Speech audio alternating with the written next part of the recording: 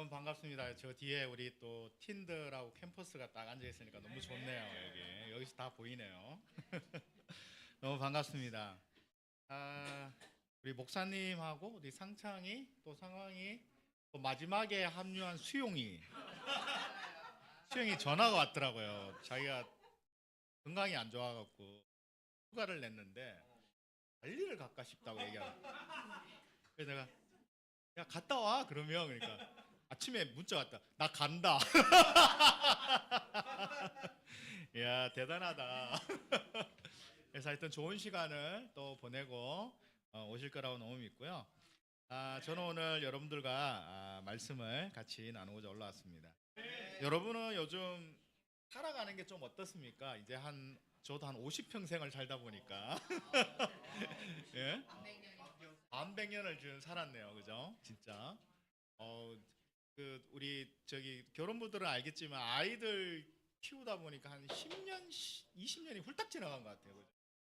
신없이 지나갔는데 애들이 벌써 이제 군대도 간 친구들도 있고 또 이제 좀 있으면 졸업하는 친구들, 고등학교 졸업해야 되는 친구들도 있고요. 세월이 참 빨리 지나가는 것 같아요. 그러면서 저도 한번 인생을 우리가 다시 한번 더 이렇게 삶이란 무엇일까 한번 생각해 보게 되는 것 같아요. 그래서 여러분 어떻습니까? 여러분은 요즘 어떻게 기쁘게 살고 계세요? 저랑 비슷하네요. 기쁘지는 않네요. 어떻게 그럼 좀 만족은 하십니까? 만족은? 그쵸. 감사하네요. 어떻게 좀 우울하신 분도 좀 있나요? 네. 감사하네요, 진짜. 그러면 성경에서 나와 있는 인물들은 또 삶을 어떻게 이야기했는지 같이 한번 보도록 할게요. 우리 창세기 47장 7절의 말씀입니다. 창세기 47장 7절의 말씀입니다. 제가 읽어 드리겠습니다. 요셉이 자기 아버지 야곱을 모셔다가 바로 앞에 세우자 야곱은 축복하는 말로 그에게 인사하였다. 이때 바로가 야곱에게 연세가 얼마나 되셨습니까? 하고 묻자 야곱은 이렇게 대답하였다. 나그네처럼 살아온 세월이 130년이 되었습니다. 내 조상들의 나그네 생활에 비하면 내 나이가 얼마 되지 않았지만 정말 고달픈 세월을 보냈습니다. 이 두 분의 그 바로가 이집트 왕 그리고 야곱이 두 사람이 이렇게 야곱은 한 130살이 되었으니까 아마 좀 얼굴에 주름도 좀 있었을 거고 그래서 한 우리로 치면 노인분 아니셨겠어요, 그죠? 한 노인과 왕의 대화를 이렇게 딱 하는데 야곱이 그런 얘기를 하죠. 내가 한 130년의 여정을 갈픈 삶을 살아왔다. 근데 저도 성경을 야곱을 생각해 보니까 상둥이 형 에서한테 쫓겨다니는 세월도 얼마예요. 거기다가 결혼하려니까 한 14년을 그냥 임금 없이 일했잖아, 그죠? 얼마나 고달팠었겠어요. 그죠? 또 거기다가 애가 얼마나 많나? 12명이에요. 예, 13명인가요? 13명이에요. 얼마나 이게 힘든 인생을 살았겠습니까? 우리 애 둘 키워도 힘든데 저 새 키우는 분은 얼마나 더 힘들어요. 그죠? 그래서 그런 주마등처럼 그의 삶이 이렇게 스쳐 지나가면서 내가 고달픈 그런 삶을 살았습니다라고 이야기하는 것 같아요. 우리 전도서도 한번 볼까요? 전도서 2장 17절의 말씀입니다. 전도서 2장 17절입니다. 제가 읽어드리겠습니다. 그러니 산다는 것이 다 덧없는 것이다. 인생살이에 얽힌 일들이 나에게는 괴로움일 뿐이다. 모든 것이 바람을 잡으려는 것처럼 헛될 뿐이다. 이 전도자는 아마 이렇게 여러분도 알겠죠. 모든 걸 가지고 있었던 엄청난 부와 명예와 권력을 누린 사람이었어요. 그런 자기가 하고 싶은 걸 다 해본 거예요. 근데 해봤는데 해봐도 괴로운 거죠. 그리고 바람을 잡으려는 것처럼 헛되이다라고 그가 자신의 삶을 이렇게 표현하고 있습니다. 제가 예전에 한번 말씀 때 설교 올라와서 그 구절을 읽어드린 적이 있는데, 스카펫이라고 그 아직도 가야 할 길의 저자고 정신과 의사죠. 그런 그 척장에 정확하게 이런 그 구절이 있습니다. 삶은 고해다. 이것은 위대한 진리다. 이것이 위대한 진리인 까닭은 진정으로 이 진리를 깨닫게 되면 그것을 뛰어넘을 수 있기 때문이다.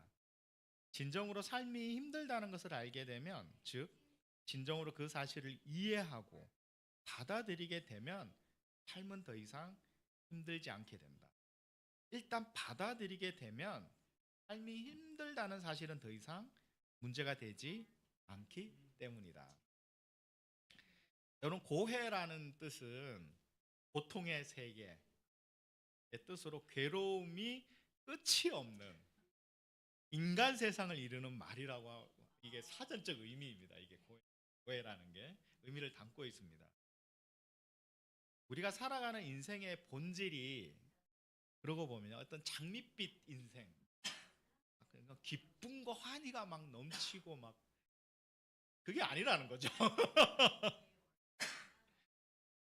그냥 고통, 고해가 인생의 본질이 아닐까.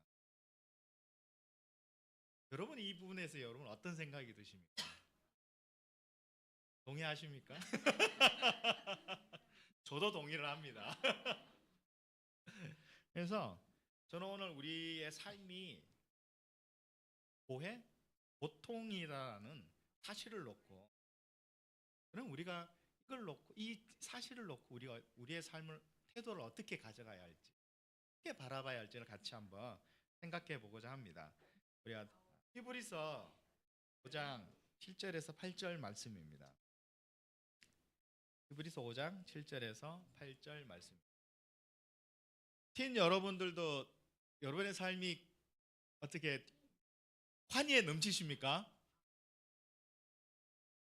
그렇지 않은 것 같네요. 같이 한번 보도록 하죠. 예수께서 육신으로 세상에 계실 때 자기를 죽음에서 구원하실 수 있는 분께 큰 부르짖음과 많은 눈물로서 기도와 탄원을 올리셨습니다. 하나님께서는 예수의 경외심을 보시어서 그 간구를 들어주셨습니다.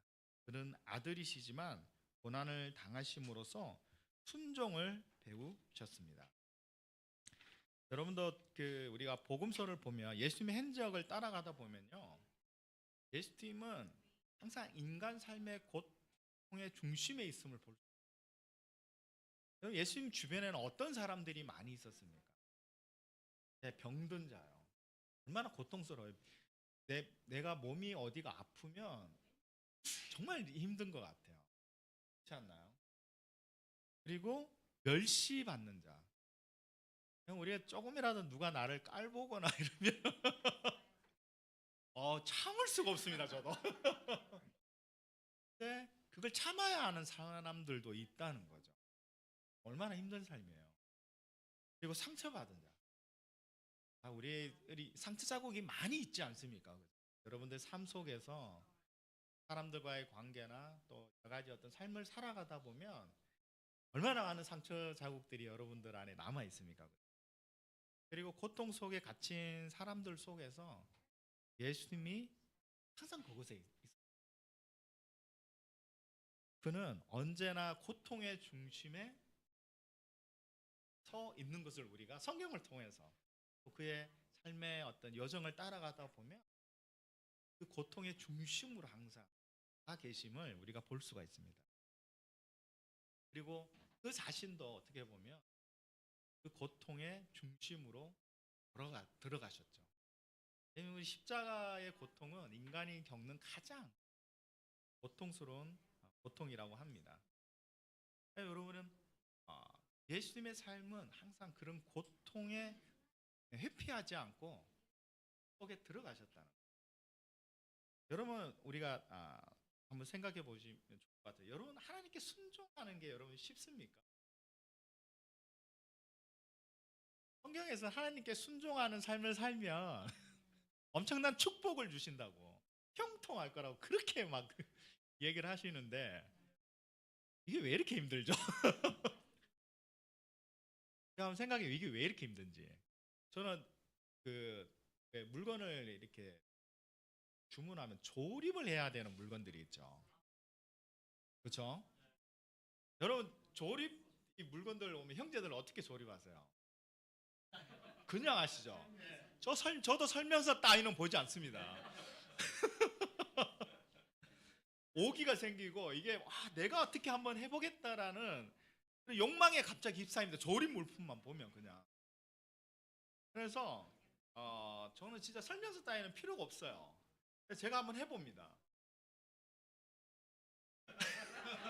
그럼 어떻게 됩니까? 이게 조립품이 이게 나중에 감당이 안 됩니다. 이게 1시간, 2시간 조립하다가 자기 혼자서 땀 뻘뻘 흘리면서 조립하다가 여기서 좀 겸손해지면 되는데 또 오기가 더 생겨요, 막. 그렇게 조립하다가 나중에는 감당이 불감당이 되는 상황이 다 오죠. 그러다가 이제 제가 이제 다시 이제 설명서를 이제 다시 끄집어내서 이제 보기 시작. 그때 이제 설명서를 딱 보고 조립을 하는데 이게 더 화가 나요. 왜 이렇게 쉽게 되는 거야?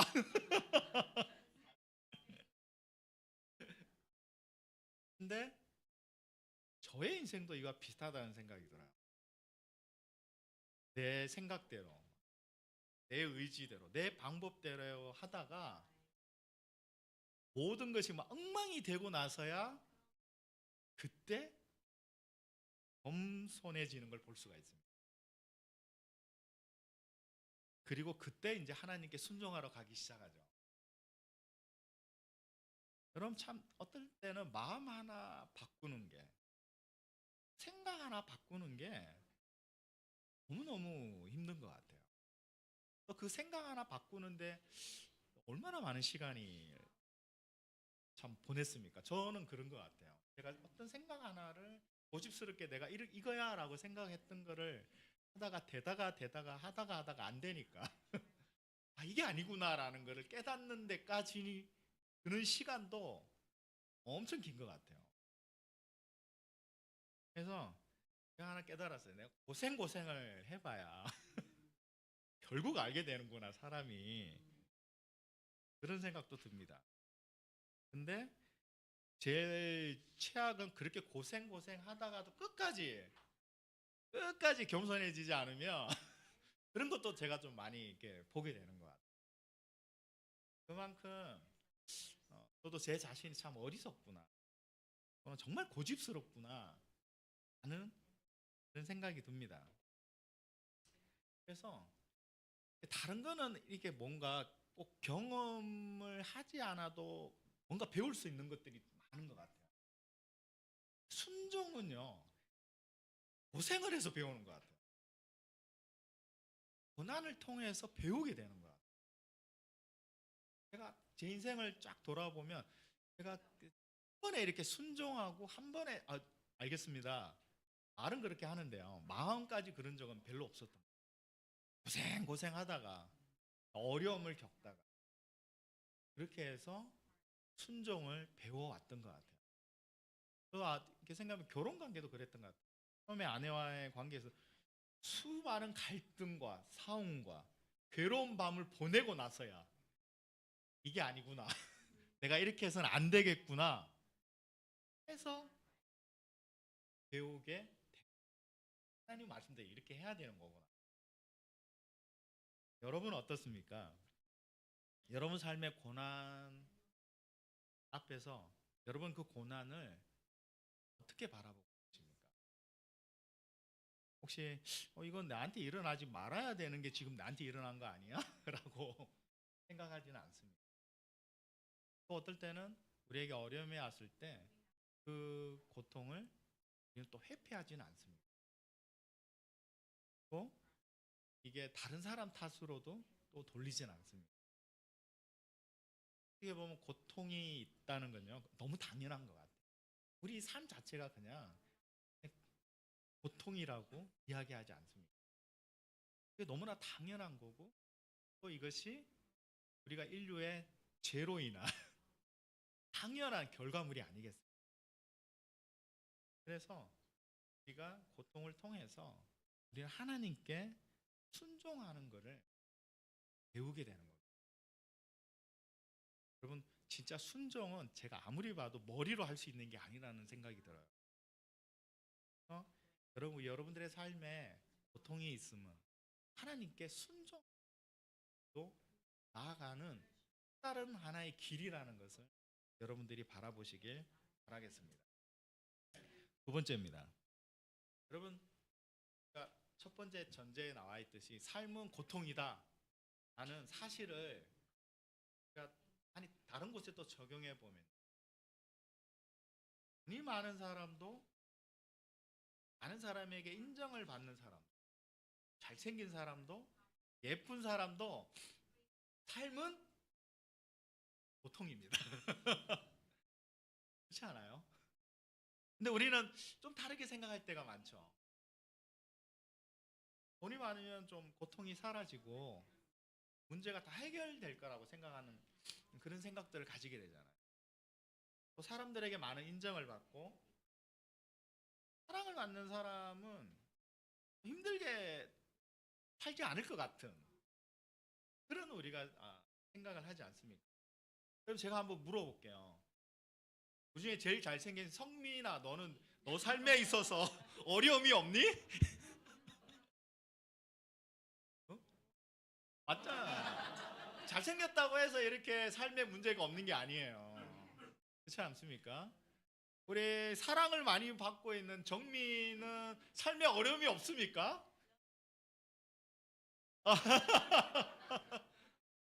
맞아요. 이렇게 잘생기고 또 사랑을 많이 받고 우리가 돈이 엄청나게 많이 있는 분은 여기 없으니까 그거는 물어보지 않겠는데 어쨌든 우리가 누구든지 삶에 어려움이 있다는 거예요. 그게 뭐 먼 곳에 찾지 않아도 우리가 알 수가 있습니다. 누구에게나 삶은 또 고해라는 사실을 또 모든 사람이 문제를 안고 있고 힘든 삶을 살아가고 있다는 거예요. 우리가 살고 있는 삶의 고단함, 삶의 문제, 고통을 피해서는 우리가 살아갈 수가 없는 거예요. 그렇지 않습니까? 그러니까 저 친구는 나보다 잘 사니까 아유, 나보다는 삶이 어렵지 않겠지 라고 생각할 때가 있지만 그 사람하고 진짜 대화해 보면 어떨 땐 나보다 더 힘들게 사는 사람도 있고 어떨 때는 뭐 성민이 보니까 나보다 좀 잘생겼으니까 아유 쟤는 뭐 삶의 문제가 나보다 적겠지. 아닌 것 같아요. 제가 성민이랑 얘기해 보니까 제가 굉장히 어렵더라고요. 그래서 각자의 어려움과 힘듦은 누구에게나 다 있다는 겁니다. 그래서 저는 삶이 고통이다라는 진실과 우리가 마주하면서 이 말씀을 나누고자 합니다. 우리 빌립보서 같이 보시겠습니다. 빌립보서 2장 1절에서 5절의 말씀입니다. 빌립보서 2장 1절에서 5절입니다. 그러므로 그리스도 안에서 여러분에게 무슨 격려나 사랑의 무슨 위로나 성령의 무슨 교제나 무슨 동정심과 자비가 있거든. 여러분은 같은 생각을 품고 같은 사랑을 가지고 뜻을 합하여 한 마음이 되어서 내 기쁨이 넘치게 해주십시오. 무슨 일을 하든지 경쟁심이나 허영으로 하지 말고 겸손한 마음으로 하고 자기보다 서로 남을 낮게 여기십시오. 또한 여러분은 자기 일만 돌보지 말고 서로 다른 사람들의 일도 돌보아 주십시오. 여러분 안에 이 마음을 품으십시오. 그것은 곧 그리스도 예수의 마음이기도 합니다. 우리 모두는 격려와 또 동정심과 자비가 필요합니다. 이곳에 있는 분 중에 나는 뭐 격려가 필요 없어, 위로가 필요 없어, 또 동정심이나 자비가 필요 없어라고 하실 분이 있으십니까? 우리 모두가 다 격려가 필요합니다. 또 지금 이 방에서 아마 가장 행복할 사람 누군 것 같아요? 맞아요. 강세 형제가 이 방에서 가장 행복할 것 같은데 정말 행복하십니까? 여러분들 우리 결혼 준비하는 게 이게 왜냐하면 여러분 해보시면 알겠지만 결혼 준비하는 거 이것도 만만치가 않습니다. 저렇게 행복한 상황에 놓여 있음에도 쉽지가 않아요. 이게 결혼 준비하는 게 얼마나 많은 문제가 있고 어려움이 있습니까? 그렇지 않습니까? 그리고 우리가 또 대한민국에 살고 있잖아요. 대한민국 국민이라면 그 느끼는 압박감이 있어요. 그게 뭔지 아세요? 군대요? 아, 군대 안 가시잖아. 대한민국 국민이라면 느끼는 압박감이 있어요. 그게 뭐냐면요. 평범함이에요. 평범하게 살아야 된다는 압박감이 있어요, 우리는. 우리 최소 뭐 엄청난 부자가 아니에요. 부자들은 뭐 한 1%뭐 그 정도밖에 없으니까 그 사람들은 제외. 우리가 평범하게 살아야 되는 압박감이 있어요. 10대 때는 뭐가 가장 평범하죠? 맞아요. 인서울은 해야 평범한 거예요. 20대는요. 취직해야 돼요. 20대 때 또 취직 못하면 나는 평범하지 않아요 라는 느낌을 갖는 거죠. 우리 30대는 어때요? 그냥 결혼해야 돼. 결혼 안 하면 좀 이게 뭔가 좀 힘든 거죠. 40대는요. 집이 있어야 돼요. 집 한 채 정도는 있어야 뭐 이런 것들에 대한 것들이 있다는 거죠. 근데 이게 얼마나 큰 압박감입니까? 여러분 주변에서 20대 때 취직 안 하고 있으면 괜한 압박감이 들어요. 그렇지 않아요? 30대 내가 결혼을 안 하고 있으면 어때요? 엄청난 압박감이 들어요. 네, 압박을 주죠. 그죠? 누가 말을 안 해도 이제는 압박감이 그냥 들어요. 사회의 어떤 그런 그 압박감이 있는 거예요. 40대는 어떠나요? 그래서 내가 집이 있어야 자가가 있어야 된다는 압박감이 들기 시작해요. 그리고 50대에 접어드니까 이제는 노후 준비를 해야 한다는 압박감이 엄청나게 밀려오더라고요. 근데 이 평범한 삶을 살아내기가 우리나라에서는 엄청 힘들어요. 이 평범함이라는 카테고리에 들어가지 못하면 우리는 좀 어떤 느낌을 받나요?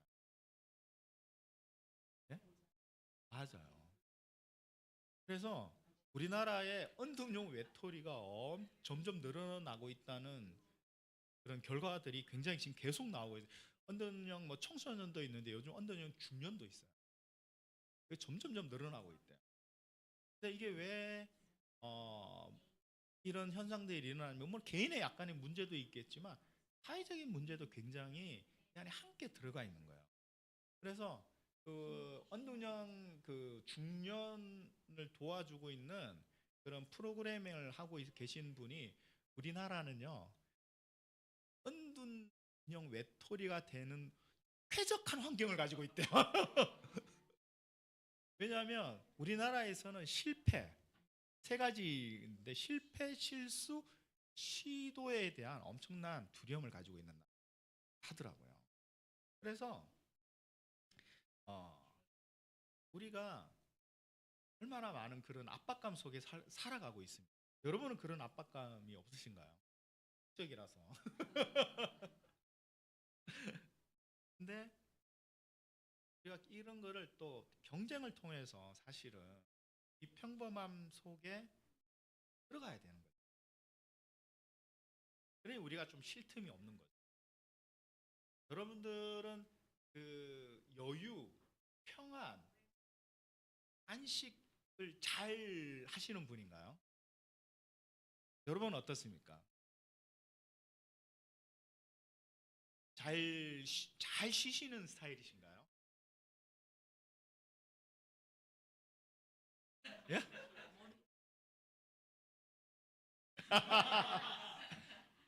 우리는 뭔가 걸어 다니면 안 돼요.